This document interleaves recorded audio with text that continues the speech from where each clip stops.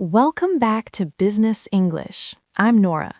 In our last episode, we discussed how to claim your space in a meeting.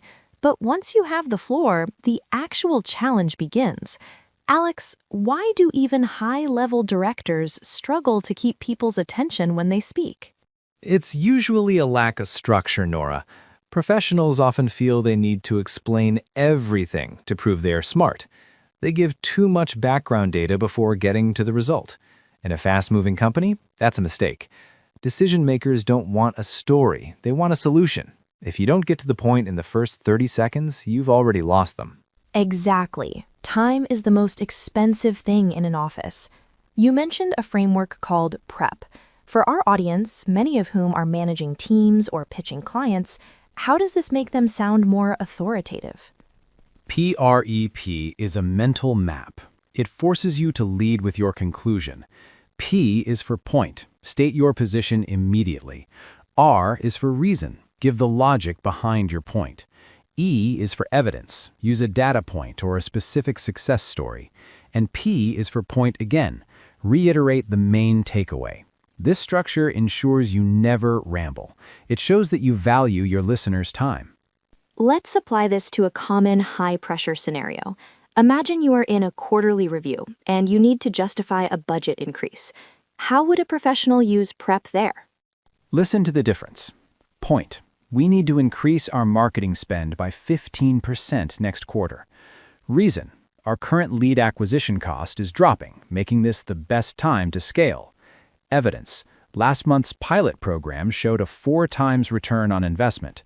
Point. Therefore, increasing the budget now will maximize our end-of-year revenue. Notice how it feels like a solid argument. There's no filler language. It feels very executive. But Alex, what if someone interrupts your PrEP with a why? Does the framework break? Not at all. If they interrupt, you simply pivot to your example. Use the case study bridge. Say, that's a fair question. In fact, the data from the recent pilot project confirms exactly why. This makes you look incredibly prepared. You aren't defending your idea, you are presenting the reality. That's a powerful shift in mindset. Let's do a professional drill.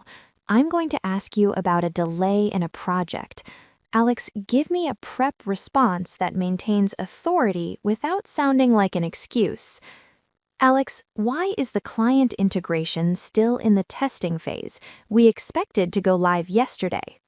Our primary goal is a stable launch, so we've extended the testing by 48 hours. We discovered a minor API conflict that would have caused downtime. By resolving this now, we avoid a potential system failure for the client. We are on track for a much cleaner go-live this Friday. Brilliant.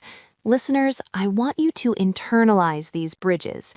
Practice these phrases to move through your own PrEP framework. Ready?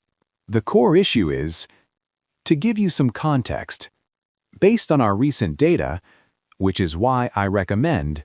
When you use this structure, you stop being a contributor and you start being a strategist.